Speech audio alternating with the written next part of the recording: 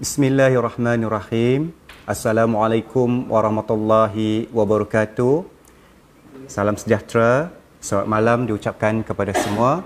Bersyukur kita kepada Allah Subhanahu Wa Taala kerana dengan limpah kurnia dan izinnya pada malam ini kita dapat bersama-sama dalam tuition online Perlis Mengaji kolaborasi bersama Jabatan Agama Islam Perlis dan juga Majlis Agama Islam Perlis serta Jabatan Pendidikan Negeri Perlis. Alhamdulillah, pada malam ini bersama-sama saya, Cikgu Abdul Manaf bin Hassan dari SMK Tengku Sulaiman. Kita akan bicarakan perkongsian ilmu bersama-sama pada malam ini berkaitan dengan mata pelajaran Pengajian Am Semester 2 9002. Apa khabar anak-anak pelajar semua? Didoakan semoga berada dalam keadaan sihat sejahtera di samping menyiapkan tugasan kerja khusus Pengajian Am 9004. Alhamdulillah, pada malam ini kita dapat meluangkan masa bersama-sama Pengajian Am Semester 2 9002.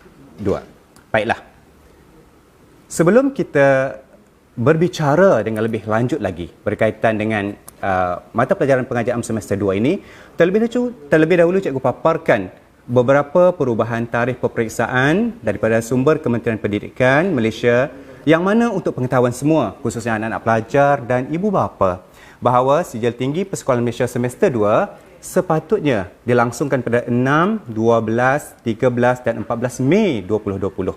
Memandangkan keadaan negara kita sekarang berada dalam keadaan PKP, insya-Allah akan ditunda pada 18, 19, 23 dan 24 November 2020. Dan seterusnya peperiksaan semester 3 kekal, bererti anak-anak pelajar akan menghadapi peperiksaan semester 3 terlebih dahulu.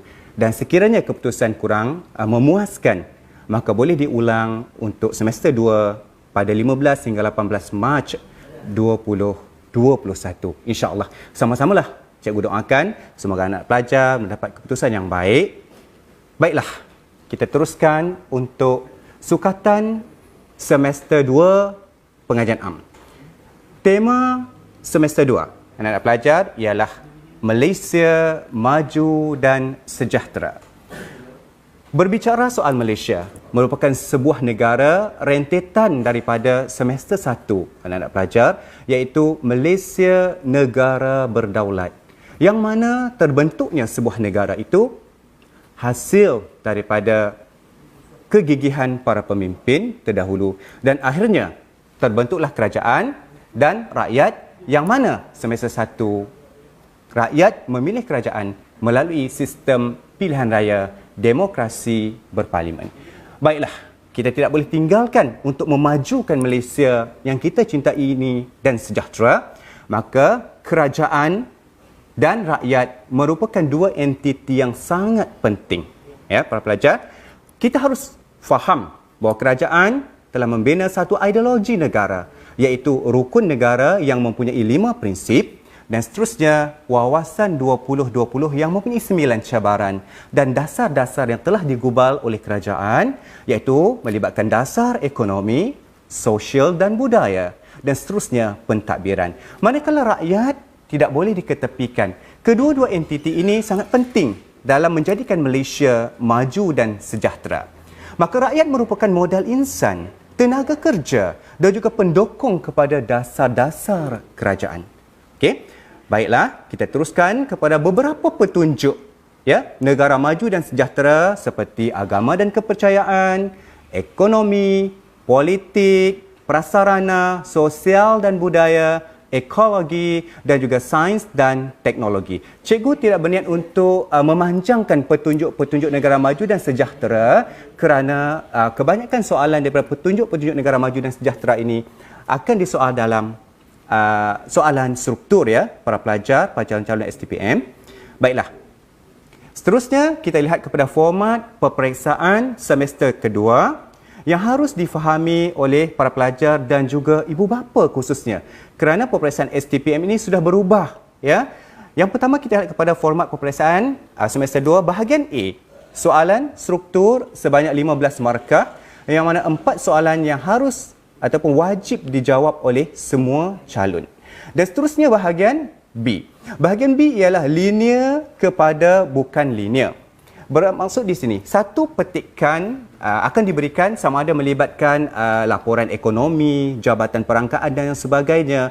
Yang mana daripada data-data tersebut, anak-anak pelajar harus melukis graf ataupun carta pie mengikut kehendak soalan. Yang mana para pelajar perlu memilih sama ada soalan 5 atau soalan 6. Markahnya ialah 20 markah, maka calon dikenaki memilih satu soalan sahaja. Dan bahagian C. Bahagian C merupakan bahagian esei yang memperuntukkan 25 markah, iaitu sebanyak 2 soalan dikemukakan, soalan 7 dan soalan 8. Calon dikenaki memilih satu soalan sahaja. Jadi jumlah markah keseluruhan peperiksaan semester 2 ya, calon-calon STPM ialah 60 markah, yang mana memberi wajaran sebanyak 22%, yang mana kerja khusus pula akan membantu sebanyak 20%, dan cikgu berasa sekarang anak-anak pelajar telah berlumba-lumba ataupun berjuang untuk menyiapkan tugasan kerja khusus pada masa cuti ini. Dan seterusnya, masa peperiksaan ini sangat penting ya, anak pelajar, yang mana diperuntukkan sebanyak 1 jam 30 minit sahaja, yang mana anak-anak perlu menjawab, calon-calon perlu menjawab bahagian A, B dan C.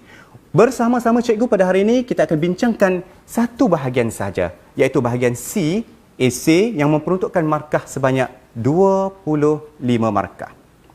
Baiklah, bahagian C cikgu tekankan pada hari ini anak-anak pelajar, iaitu teknik menulis esei pengajian am semester 2 9002 untuk kita kongsikan bersama. Pada hari ini cikgu berniat untuk berkongsi ilmu, khususnya kepada anak-anak pelajar calon yang sederhana dan juga calon yang agak lemah dalam mengarang esei. Tapi kalau calon yang pandai pun tidak ada masalah ya, kalau kita menggunakan teknik yang cikgu berikan di sini. Pertama, di sini cikgu gariskan beberapa panduan kepada calon.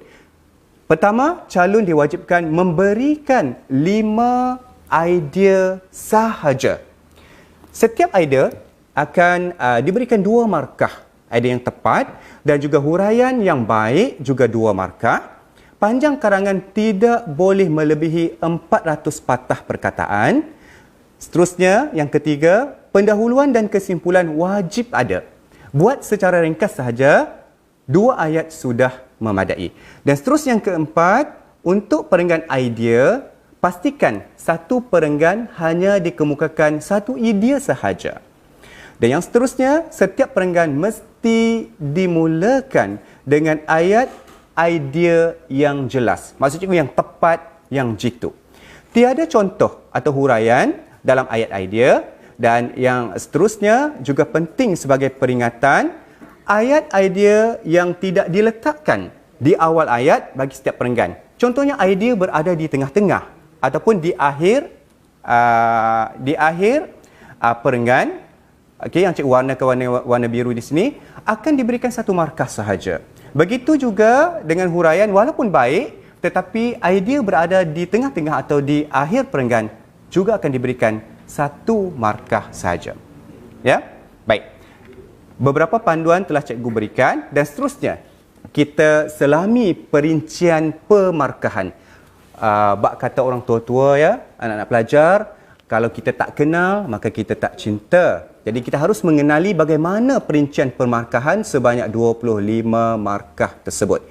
Yang dibahagikan kepada idea sebanyak 10 markah, iaitu 5 idea darab 2, 10 markah. Begitu juga dengan huraian, okay, 10 markah. Juga huraian yang baik, 5 darab 2, 10 markah. Markah bahasa ialah 4 markah. Yang mana markah bahasa ini akan dipotong setiap kali sekiranya berlaku 4 kesalahan struktur ayat, akan dipotong 1 markah, dan 8 kesalahan tata bahasa yang melibatkan tanda bacaan, ejaan. Tetapi ejaan yang berulang tidak dikira, 8 kesalahan akan dipotong 1 markah. Manakala format ini sangat penting. Format ini walaupun 1 markah, yang mana pelajar perlu menulis pendahuluan dan kesimpulan. Walaupun 1 ayat, tetap dikira markah format ini. Baiklah ya, anak-anak pelajar, yang seterusnya cikgu akan teruskan teknik menjawab. Teknik ini cikgu khususkan kepada pelajar yang sederhana dan juga agak lemah lah. Okay? Dan boleh ditingkatkan kalau pelajar yang pandai ataupun bijak boleh mengolah dengan cara yang lebih baik. walau bagaimanapun isi diberikan keutamaan dalam subjek mata pelajaran pengajian am ini ya. Pertama, analisis isu soalan terlebih dahulu. Apabila soalan kita baca, analisis dulu isu apa yang dikemukakan dalam soalan tersebut. Yang seterusnya, kenal pasti kehendak soalan.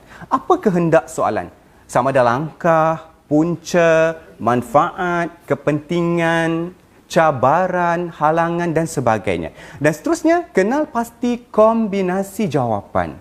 Nanti cikgu akan jelaskan dengan lebih lanjut lagi, iaitu kombinasi jawapan sama ada 5 tambah 0, 3 tambah 2 atau 1 tambah 4. Ataupun ini boleh diterbalikkan 2 tambah 3. Tidak ada masalah ya. Okey. Setelah kita kenal pasti semua ni, kita senarai pendekkan semua idea yang kita ketahui. Anak-anak pelajar, bagaimana kita nak mendapatkan idea yang mantap, yang jitu, yang padat dalam mata pelajaran pengajian am? Kita perlu membuat pembacaan luas. Sebab mata pelajaran pengajian am tidak ada buku teks khusus maka kita harus membaca majalah, sumber daripada internet, jurnal, buku-buku rujukan, akhbar harian, risalah kerajaan. Kita perlu melayari Jabatan Penerangan dan sebagainya untuk kita memantapkan idea-idea kita. Kemudian idea-idea tadi kita susun mengikut keutamaan sebelum kita mengarang. Dan di akhir sekali, cikgu mencadangkan masa untuk menulis karangan ialah 30 hingga 35 minit bergantung kepada kebijaksanaan calon untuk membahagikan masa dalam situasi ini. Baiklah, anak pelajar, setelah kita mengetahui perincian pemarkahan, maka pada hari ini cikgu akan kongsikan apakah topik-topik yang harus diberikan keutamaan dalam mata pelajaran pengajian am yang melibatkan Malaysia maju dan sejahtera. Maka fokus dia ialah kepada kerajaan, iaitu ideologi negara, wawasan 2020 yang kita capai sepatutnya pada tahun ini. Tetapi siapa sangka kita mampu merancang, tapi Yang Maha Esa itu adalah perancang yang sebaik-baiknya. Kita harus menerima hakikat itu. Ya, kita sama-sama berdoa. Dan seterusnya, dasar-dasar pembangunan yang melibatkan ekonomi. Kita lihat ekonomi digubal dari semasa ke semasa. Dasar sosial dan budaya serta pentadbiran negara, maka kita tidak boleh lupa juga kepada rakyat yang juga terlibat dalam memacu pembangunan negara ke arah Malaysia maju dan sejahtera yang kita impikan, kerana rakyat merupakan modal insan, tenaga kerja, pendukung kepada dasar-dasar kerajaan.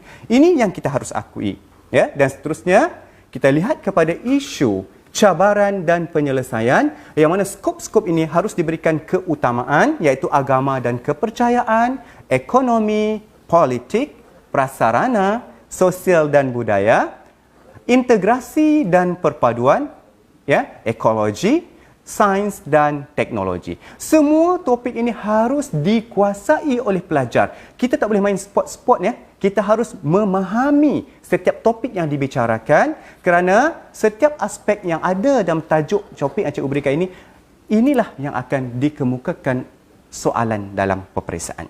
Ya? Baik, sekarang cikgu akan tunjukkan analisis topik-topik yang harus diberikan penekanan. Memandangkan STPM semester 2 ini, kita harus kuasai semua topik. Contoh cikgu berikan di sini dalam analisis soalan esei dari tahun 2013 hingga tahun 2019 dan jangkaan. Pertama, kita lihat topik-topik yang telah cikgu senaraikan ini harus dikuasai oleh para pelajar, khususnya calon STPM. Rukun negara wajib kita fahami. Rukun negara yang telah digubal oleh kerajaan pada 31 Ogos 1970. Kenapa? Kerana pada ketika itu berlakunya peristiwa 13 Mei 1969. Kita harus ingat, hidup sesebuah negara tanpa ideologi ibarat pokok yang tidak ada akar tunjang, anak-anak pelajar. Bila-bila sahaja boleh tumbang. Maka atas dasar itulah kerajaan telah menggubal rukun negara sebagai pasak, sebagai ideologi yang harus dipegang oleh seluruh rakyat Malaysia yang cintakan tanah air ini. Seterusnya, kita lihat pula wawasan 2020. Nampaknya soalan wawasan 2020 merupakan soalan yang popular. Agama dan kepercayaan, walaupun kita lihat di sini tidak pernah keluar dalam soalan esei, tetapi pernah disoal di dalam soalan struktur, yang mana kepentingan menghayati agama masing-masing untuk Malaysia maju dan sejahtera. Ekonomi, ini agak topik yang penting. Politik juga penting. Prasarana, sosial dan budaya, kita nak lihat kekerapannya sangat banyak. Kerana banyak isu yang melibatkan sosial dan budaya. Khususnya ekologi, sains dan teknologi, integrasi dan perpaduan. Cikgu tidak mau mengulas dengan lebih panjang, maka apa yang cikgu harus tekankan di sini ialah anak-anak pelajar perlu memahami, khususnya calon-calon STPM harus memahami dan menguasai semua topik. Merangkumi apa? Merangkumi faktor, merangkumi punca, merangkumi sebab, langkah, usaha, kepentingan, kesan atau impak, kebaikan, kelebihan, manfaat ataupun cabaran, semua tadi, dan juga halangan yang melibatkan aspek-aspek tadi. Rukun negara, wawasan 2020, agama dan kepercayaan, ekonomi, politik, prasarana, sosial dan budaya, ekologi, sains dan teknologi, serta integrasi dan perpaduan. Baik ya, kita teruskan setelah kita mengenali, setelah kita menguasai, maka pada hari ini cikgu cuba membawa satu topik esei yang cukup penting ya, yang pernah disoal. Kita akan bincangkan bersama-sama. Daripada tajuk ini, cikgu akan bantu untuk anak-anak pelajar menguasai teknik untuk mengarang dengan lebih mudah, khususnya kepada calon-calon yang sederhana dan juga yang agak lemah sedikit. Ya? Baik, kita baca bersama-sama. Sekiranya anak-anak pelajar sudah ada alat tulis, kertas dan sebagainya, bolehlah bersama-sama dengan cikgu bagi kita membincangkan isu berkaitan dengan topik ini. Baik, pertama kita lihat penghayatan dan pengamalan prinsip rukun negara adalah penting dalam kalangan semua warga negara Malaysia. Baik, apakah isu soalan ini? Kita kena pasti dulu. Isunya ialah rukun negara. Apa kehendak soalan ini?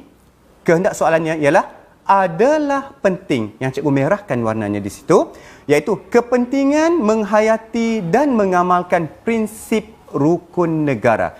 Maksud penyataan soalannya ialah penghayatan dan pengamalan. Maksudnya kepentingan seluruh warga negara Malaysia, kita semualah ya, menghayati dan mengamalkan prinsip rukun negara. Dan apakah kombinasi bagi soalan ini? Kombinasi bagi soalan ini ialah 5+0. Bermakna soalan ini kita perlu memberikan 5 isi kepentingan menghayati dan mengamalkan prinsip rukun negara.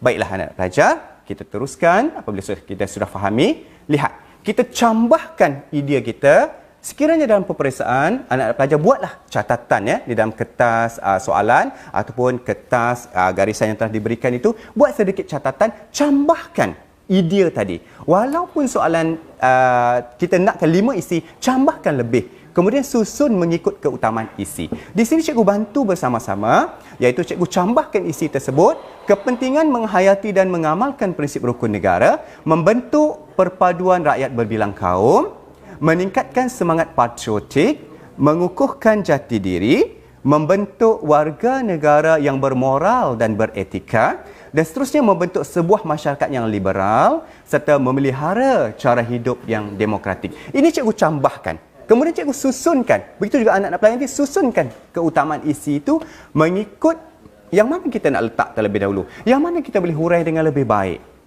Ya? Baik. Pertama, kita harus faham bahawa 5 isi kita perlu tulis, tadi cikgu dah kata, pendahuluan. Pendahuluan cukup sekadar 2 ayat saja. Tapi kalau tak mampu, 1 ayat pun tak apa. Tapi kalau 1 ayat ibarat manusia, kita berjalan, kita menggunakan 2 kaki. Kalau kita ada 1 kaki, kita boleh berjalan. Cuma tidak begitu sempurna. Ya? Baik. Di sini cikgu berikan contoh pendahuluan. Rukun negara adalah ideologi kebangsaan Malaysia yang dibentuk pada 31 Ogos 1970 oleh Majlis Gerakan Negara. Ini merupakan satu fakta. Kalau anak pelajar tak boleh pun tak ada masalah. Tulis saja janji 2 ayat.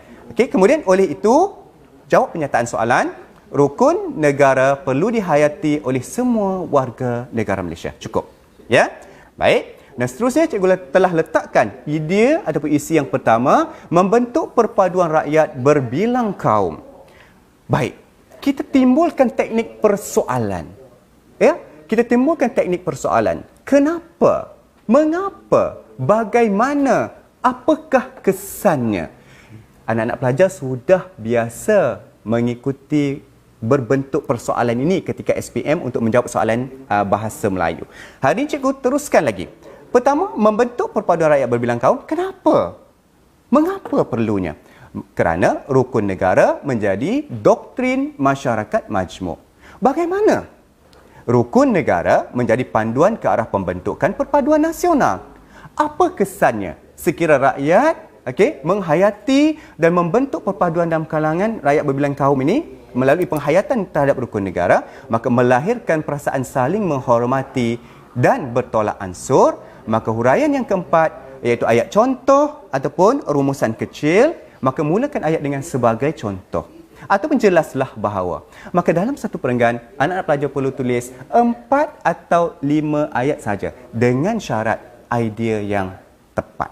Boleh ikut? Dan seterusnya, cikgu akan pandu anak-anak pelajar bagaimana kita membina perenggan yang pertama, iaitu perenggan isi. Ya? Baik, kita lihat di sini. Cikgu ambil semula pernyataan yang terdapat di dalam soalan. Bagi pelajar yang sederhana dan lemah, gunakan teknik ini. Tapi bagi pelajar yang pandai, letakkan isi itu sangat penting. Ya? Idea sangat penting pada ayat yang pertama setiap perenggan. Baik, kita lihat di sini. Cikgu letakkan ayat pernyataan soalan. Penghayatan dan pengamalan prinsip rukun negara dapat membentuk perpaduan dalam kalangan rakyat berbilang kaum. Cukup sampai di situ untuk ayat isi. Mengapa? Mengapa pentingnya? Kerana rukun negara menjadi doktrin kepada masyarakat majmuk di negara ini untuk hidup bersama-sama dengan penuh aman, dengan aman dan harmoni. Bagaimana? Maka rukun negara juga menjadi panduan ke arah pembentukan perpaduan nasional yang lebih erat dalam kalangan masyarakat tanpa mengira keturunan dan agama. Akhirnya, apa kesannya kepada negara sekiranya rakyat Malaysia menghayati prinsip rukun negara? Perkara ini akan melahirkan perasaan saling menghormati dan bertolak ansur serta menjauhi permusuhan antara kaum. Maka ayat ini adalah optional. Ayat yang terakhir sebagai contoh dan juga jelaslah bahawa ini optional. Nak letak pun tak apa anak pelajar, tak letak pun tak apa. Dengan syarat ayat yang telah kita buat tadi, ketiga-tiga huraian kita mantap, maka kita layak untuk mendapat 2 markah. Cikgu letakkan di sini sebagai panduan, jelaslah bahawa ambil balik pernyataan isi tadi, rukun negara menjadi ideologi yang harus dihayati oleh warga negara Malaysia. Lengkap anak-anak pelajar, satu perenggan dengan markah penuh. Ya, baik, kita teruskan terbang ke perenggan yang kedua bagi isi yang kedua.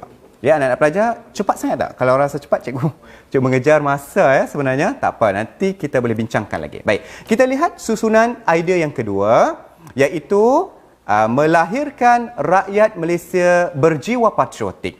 Ya, huraian kenapa atau mengapa? Kerana prinsip-prinsip yang terkandung dalam rukun negara dapat melahirkan rakyat Malaysia yang rela berkorban, setia kepada negara. Bagaimana menjadi warga negara yang bertanggungjawab, memelihara keamanan dan kemakmuran negara?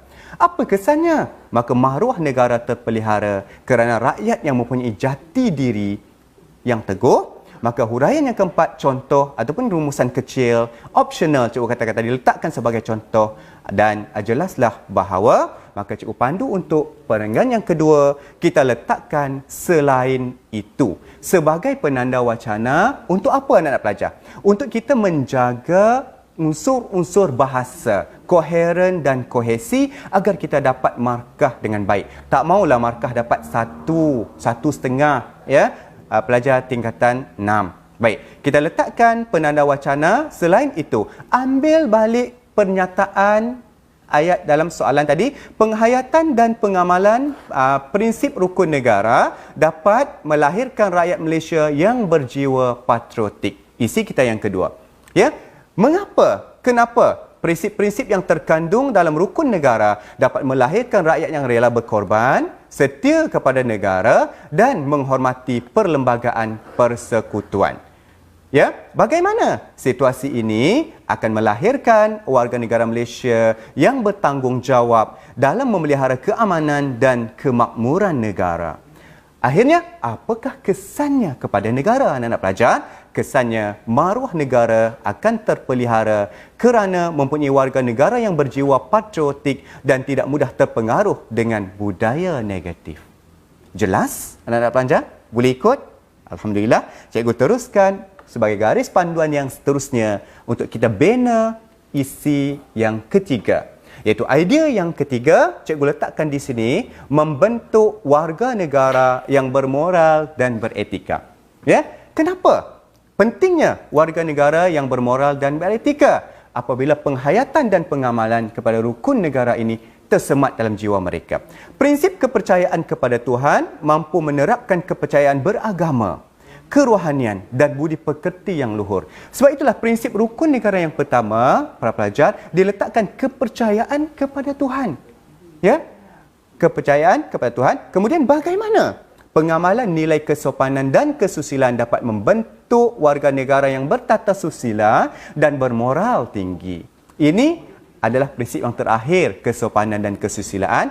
Akhirnya, apakah kesannya sekiranya rakyat menghayati dan mampu membentuk warga negara yang bermoral dan beretika, akan melahirkan masyarakat yang mempunyai kepribadian yang dan tingkah laku yang selari dengan nilai-nilai murni. Dan seterusnya, huraian yang keempat ini opsional, letak pun tak apa, tak letak pun tak apa. Sebagai contoh, jelaslah bahawa. Jadi, anak-anak pelajar, cikgu letakkan bagaimana kita nak membina perenggan yang seterusnya, iaitu kita letakkan penanda wacana seterusnya. Ya, bagi menampakkan kematangan dalam kita menghuraikan idea tersebut. Seterusnya, kita lihat seterusnya, cikgu baca ya. Pengamalan dan penghayatan prinsip rukun negara akan membentuk warga negara yang bermoral dan beretika. Dapat markah di situ, tepat ideanya. Jadi, mengapa? Kenapa? Ya, pengamalan prinsip kepercayaan kepada Tuhan mampu menerapkan kepercayaan beragama, kerohanian dan budi pekerti yang luhur dalam kalangan masyarakat. Bagaimana di samping itu pengamalan nilai kesopanan dan kesusilaan dapat membentuk warga negara yang bertata susila dan bermoral tinggi. Ya, jadi kesannya kepada negara, kita letakkan situasi ini akan melahirkan warga negara yang mempunyai kepribadian yang mulia berteraskan nilai-nilai murni. Ya, maka ayat yang terakhir cikgu dah jelaskan tadi secara opsional. Sebaik-baiknya letaklah ya. Kalau tak letak pun tak ada masalah ya. Jelaslah bahawa rakyat yang bermoral dan beretika akan memartabatkan maruah negara. Ambil balik ayat pernyataan isi di atas. Baik, jelas? Kita akan menjurus kepada perenggan yang seterusnya. Untuk isi yang seterusnya, cikgu dah susun tadi, cikgu letakkan mengukuhkan jati diri. Ya, boleh tambah tak apa, mengukuhkan jati diri bangsa. Baik, huraian kenapa mengapa, anak pelajar boleh ambil, melahirkan rakyat yang berdisiplin, bertimbang rasa dan berkebolehan menghadapi pelbagai cabaran. Okey, bagaimana? Mempunyai daya saing yang sihat. Apa kesannya? Masyarakat yang tidak mementingkan diri sendiri, sebaliknya bertindak rasional dalam semua perkara. Ayat huraian yang keempat, contoh atau rumusan kecil macam biasa, ya. Dan cikgu pandu lagi untuk perenggan yang keempat. Ya, di sinilah kebijaksanaan anak-anak pelajar untuk menggunakan ayat pasif atau ayat aktif yang dipelajari dalam mata pelajaran bahasa Melayu. Sebab tu cikgu katakan tadi bahawa pengajian am ini merupakan subjek yang merentas semua mata pelajaran. Ada fakta geografi, ada fakta sejarah, ada fakta kimia, matematik, bahasa Melayu dan sebagainya. Ya, jadi kita letak dahulu isi di hadapan kali ini ya. Mengukuhkan jati diri bangsa merupakan hasil daripada penghayatan dan pengamalan prinsip rukun negara. Mengapa? Rakyat yang mempunyai jati diri sanggup menghadapi cabaran dan dugaan dalam mempertahankan diri, agama, bangsa dan negara. Ya, bagaimana? Situasi ini dapat melahirkan generasi yang berdaya saing dalam mendepani arus globalisasi. Apa kesannya, para pelajar? Implikasinya, warga negara yang mempunyai jati diri tidak mudah terpengaruh dengan anasir subversif yang boleh merosakkan maruah diri dan negara. Kalau anak pelajar tak boleh nak menguasai anasir subversif, anak pelajar boleh letakkan saja, tidak mudah terpengaruh dengan unsur-unsur negatif. Tak ada masalah anak pelajar, bukan wajib. Ini menampakkan kematangan kita dalam huraian. Dan cikgu letakkan kali ini sebagai contoh, mereka tidak terlibat dalam gerakan puak pelampau yang boleh menjejaskan imej negara. Lengkap perenggan yang keempat anak pelajar. Boleh ikut? Boleh faham? Cikgu harap anak pelajar boleh memahami, dan cikgu letakkan seterusnya kita bincangkan idea atau isi yang kelima, ya. Kepentingan menghayati dan mengamalkan prinsip rukun negara membentuk sebuah masyarakat yang liberal. Apakah yang dikatakan masyarakat yang liberal? Dan kenapa? Mengapa kita perlu masyarakat yang liberal? Ya, iaitu masyarakat yang liberal mempunyai kebebasan untuk mengamalkan agama, adat resam dan kebudayaan masing-masing di samping memelihara budaya kebangsaan. Bagaimana kepelbagaian budaya masyarakat Malaysia menjadi sumber kekuatan bangsa dan negara? Apa kesannya sekiranya masyarakat tersebut bersikap liberal? Maka Malaysia menjadi negara contoh di persada antarabangsa. Dan huraian yang keempat, seperti biasa, sebagai contoh dan juga ambil balik ayat penyata isi di atas. Ya, cikgu pandu untuk kita lengkapkan perenggan isi yang kelima anak pelajar. Biasanya kita letakkan akhir sekali. Kalau anak pelajar tak mau letak akhir sekali pun tak ada masalah, ya. Teruskan mula dengan penghayatan pun boleh. Cuma cikgu letakkan di sini akhir sekali, penghayatan dan pengamalan prinsip rukun negara dapat membentuk sebuah masyarakat yang liberal. Letakkan dahulu isi. Ya. Bagaimana, kenapa dahulu masyarakat yang liberal mempunyai kebebasan untuk mengamalkan agama, adat resam, kebudayaan masing-masing di samping memelihara budaya kebangsaan. Bagaimana? Kepelbagaian budaya masyarakat Malaysia menjadi sumber kekuatan bangsa dan negara. Apakah kesannya anak pelajar? Implikasinya, nama Malaysia terkenal di persada dunia sebagai sebuah negara yang aman dan harmoni walaupun mempunyai rakyat berbilang kaum. Dan cikgu letakkan ayat terakhir sebagai contoh. Masyarakat Malaysia menyambut perayaan pelbagai kaum dalam suasana yang harmoni. Jadi ayat-ayat dalam mata pelajaran pengajian am tidak perlu bombastik anak-anak pelajar. Kadang-kadang kita sendiri tak faham apa perkataan yang kita gunakan. Biarlah ayat itu mudah difahami apabila dibaca orang faham apa yang kita nak sampaikan. Isi yang tepat itu sangat penting.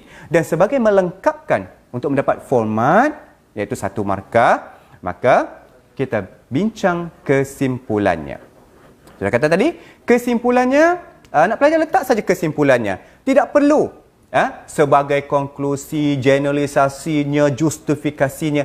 Pengajaran ini perlukan ayat yang mudah difahami. Maka cikgu cadangkan di sini. Letakkan kesimpulannya, diikuti oleh kita bagikan rumusan, ayat topik kita, isu kita, rukun negara harus dilihat sebagai kuasa dalaman yang dapat mengikat perpaduan dalam kalangan rakyat di negara ini. Ya, kita letakkan di sini pandangan, cadangan ataupun pendapat, iaitu oleh itu. Cikgu syorkan letak oleh itu adalah wajar rukun negara dihayati dan diamalkan dalam kehidupan harian rakyat Malaysia. Ya, bila letak pandangan ataupun cadangan anak pelajar, janganlah letak suka-suka hati kita macam tu kan, tak boleh lah. Pada pandangan saya macam ni, pada pandangan saya macam ni, pada pendapat, tak boleh. Letakkan bagi sesuai. Ya, bagi sesuai dengan kehendak soalan, bagi menampakkan kematangan kita sebagai calon STPM. Ya, baik. Lengkaplah 7 perenggan dalam esei semester 2. Anak-anak pelajar boleh faham? Cikgu harap semua boleh faham. Dan seterusnya, cikgu letakkan di sini soalan perbincangan. Ya, soalan perbincangan. Baik. Mengapa cikgu letak soalan perbincangan di sini? Untuk cikgu nak memberitahu tentang kombinasi jawapan yang seterusnya. Tadi 5 tambah 0. Dan seterusnya, soalan perbincangan di sini kita bincang bersama-sama. Ya, cikgu bacakan. Kehijauan dan keindahan alam sekitar semakin terancam akibat aktiviti manusia yang tidak terkawal. Cikgu merahkan akibat aktiviti manusia yang tidak terkawal, Keadaan ini memberi kesan kepada keseimbangan ekologi dunia. Jelaskan. Baik, isu apa anak pelajar? Isu alam sekitar. Okey, tema ekologi. Topik ekologi. Kehendak soalan di sini ada dua. Kita lihat, pertama aktiviti manusia yang tidak terkawal dan kesan kepada keseimbangan ekologi. Ada dua bahagian soalan ini, iaitu aktiviti manusia yang tidak terkawal. Senang je anak-anak pelajar. Manusia apabila aktiviti yang tidak terkawal, sudah semestinya kesan kepada keseimbangan ialah kesan negatif. Maka kombinasi jawapan ialah 2 tambah 3 atau 3 tambah 2. Apa maksudnya? 2 idea boleh juga ambil dari aktiviti manusia yang tidak terkawal. 3 idea kesan kepada keseimbangan ekologi. Baik ya? Ataupun 3 tambah 2. Okey, baik. Anak-anak pelajar, kita dah kenal pasti, maka kita cambahkan idea kita begini. Ya, kita cambahkan idea kita begini. Okey. Senang saja anak-anak pelajar. Biasanya soalan pengajian am ini berkisar kepada apa yang kita biasa lihat, dengar, baca, tonton di media dan sebagainya. Ya, baik, aktiviti manusia yang tidak terkawal. Bila manusia tidak terkawal, maka kita lihat apa yang paling ketara sekali? Pembakaran terbuka. Ya, kedua, pembalakan. Kalau kita ambil dua isi ini pun sudah cukup anak-anak pelajar. Ya, tapi cikgu tambahkan lagi, pembuangan sampah atau sisa domestik, pembuangan sisa perindustrian. Sekiranya anak pelajar lihat soalan ini berkaitan dengan mata pelajaran apa? Berkaitan dengan mata pelajaran geografi. Ya? Dan apakah kesan sekiranya aktiviti manusia secara tidak terkawal? Maka pemusnahan flora dan fauna.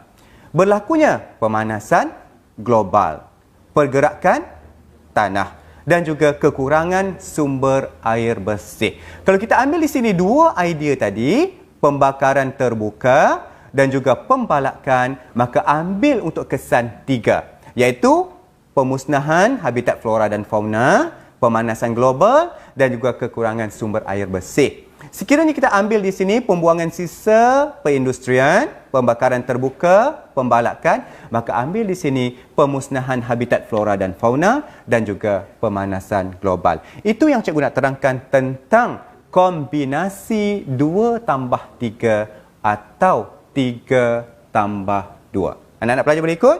Dan lepas ini boleh gunakan teknik persoalan kenapa, mengapa, bagaimana, apa kesannya dan seterusnya. Berilah contoh. Kalau contoh pembakaran terbuka, anak-anak pelajar boleh ambil selepas musim menuai, ya, ataupun berlakunya pembakaran secara terbuka di kawasan-kawasan tertentu. Kalau pembalakan, berilah contoh pembalakan yang jelas, ya, pembalakan yang berleluasa sehingga mengorbankan alam sekitar. Kalau pemanasan global, kita lihat pada ini suhu dunia semakin meningkat. Pemusnahan habitat flora dan fauna, ya. Anak-anak pelajar, kita lihat hari ini harimau, gajah sudah keluar, ya, ke kawasan pertempatan masyarakat di negara kita kerana habitatnya sudah dimusnahkan oleh aktiviti manusia yang tidak terkawal. Boleh? Dapat? InsyaAllah Cikgu Hassan boleh. Dan cikgu teruskan dengan soalan perbincangan yang seterusnya untuk melihat kombinasi jawapan, iaitu 1 tambah 4. Ya? Contoh soalan. Penguatkuasaan undang-undang bukan merupakan satu-satunya langkah untuk mencapai matlamat memelihara alam sekitar. Bincangkan. Anak-anak pelajar harus faham isu alam sekitar, ekologi. Kehendak soalan, penguatkuasaan undang-undang bukan merupakan satu-satunya langkah. Berarti ada lagi langkah lain yang boleh kita memelihara alam sekitar. Boleh dapat? Maka di sini kombinasi jawapannya ialah 1 tambah 4, yang mana anak pelajar harus menghuraikan terlebih dahulu idea penguatkuasaan undang-undang selepas perenggan pendahuluan. Ya, selepas perenggan pendahuluan. Ataupun letak di mana-mana perenggan, tapi sebaik-baiknya selepas perenggan pendahuluan. Terus penguatkuasaan undang-undang, ya, merupakan salah satu ya, cara untuk mencapai matlamat memelihara alam sekitar. Cikgu tak ada berniat untuk membincangkan isi-isi yang seterusnya. Anak-anak pelajar boleh bincangkan dengan rakan-rakan ataupun guru di sekolah. Cuma cikgu nak jelaskan di sini, soalan berbentuk begini, kombinasinya ialah 1 tambah 4. Ya? Baik, kita tengok soalan yang seterusnya. Anak-anak pelajar, apa beza soalan tadi dengan soalan ini? Takut calon keliru antara soalan 1 tambah 4 dengan 5 tambah 0. Ya, kita lihat soalan ini. Sistem pendidikan menjadi landasan yang paling berkesan untuk memperkukuh perpaduan antara kaum di negara ini. Huraikan. Anak-anak pelajar, ya, soalan ini, sistem pendidikan menjadi landasan. Maka kita harus ambil 5 tambah 0. Apa yang terdapat dalam sistem pendidikan itu yang boleh memperkukuhkan perpaduan antara kaum di negara ini? Tidak ada perkataan. Sistem pendidikan, kalau begini soalannya, sistem pendidikan merupakan salah satu. Ya, baru itu 1 tambah 4. Begitu juga dengan soalan ini, ya, nak pelajar. Nanti cikgu kupas dengan lebih panjang lagi, ya, pada masa-masa yang akan datang jika kita ada ruang dan kesempatan lagi, ya. Aktiviti sukan dapat menyuburkan semangat perpaduan dalam kalangan masyarakat Malaysia yang berbilang kaum.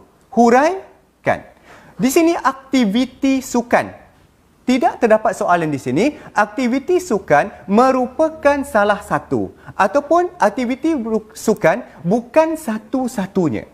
Bermaksud di sini soalan ini 5 tambah 0, bagaimana apa yang terkandung dalam aktiviti sukan itu dapat menyuburkan semangat perpaduan. Seperti semangat setia kawan, kita boleh mengumpul penonton daripada pelbagai kaum. Ya, sebagai contoh, Lee Chong Wei, ya, bertanding dalam pertandingan badminton. Seluruh rakyat Malaysia memberikan sokongan, sama ada di stadium ataupun di kaca televisyen. Ya, baik anak pelajar, dan kita sampai ke penghujung perbincangan kita, teknik menjawab esei pengajian am semester 2 9002.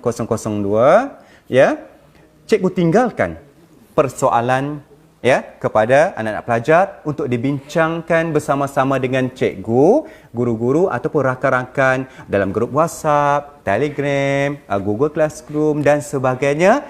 Kita gunakan kesempatan PKP ini, maka cikgu tinggalkan soalan perbincangan di sini, ya, anak-anak pelajar, sesuai dengan isu semasa kita, iaitu penularan penyakit berjangkit telah mendatangkan pelbagai impak kepada masyarakat dan negara yang memerlukan langkah segera bagi mengatasinya.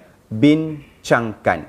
Ya, anak-anak pelajar boleh tentukan isu, kehendak soalan dan kombinasi jawapan bersama-sama dengan rakan-rakan dan juga bersama-sama dengan guru anda. InsyaAllah anda ada kesempatan lagi untuk kita bersama-sama dalam membincangkan perkongsian ilmu ini. Ya, cikgu akan teruskan dengan perbincangan yang seterusnya kerana pengajian am semester 2 ini terdapat bahagian A, bahagian B. Hari ini cikgu bincangkan bahagian C, iaitu teknik menulis esei semester 2. Semoga perkongsian yang sedikit ini anak-anak dapat manfaat yang banyak. Ya, gunalah ilmu kerana ilmu yang digunakan, yang dicambahkan akan terus subur sepanjang hayat kita. Anda terdapat sebarang kesilapan atau kekilafan pada kesempatan ini, cikgu ingin mohon maaf dan cikgu doakan anak-anak pelajar sentiasa sihat. Ingat satu pesanan, ya, belajar di usia muda bagaikan mengukir di atas batu, tetapi belajar di usia tua seperti cikgu ni bagai mengukir di atas air. Sebelum cikgu mengakhiri sesi kuliah pada hari ini untuk pengajian am semester 2, sedikit cikgu berikan tumpuan kepada kita. Sama-samalah kita berdoa agar negara kita terus bebas dari bencana. Stay at home, duduk di rumah, hapuskan COVID-19. Terima kasih diucapkan kepada barisan hadapan, khususnya doktor, nurse, angkatan tentera, polis kerana berkhidmat untuk kita bersama-sama #Perlis Mengaji. Assalamualaikum warahmatullahi wabarakatuh.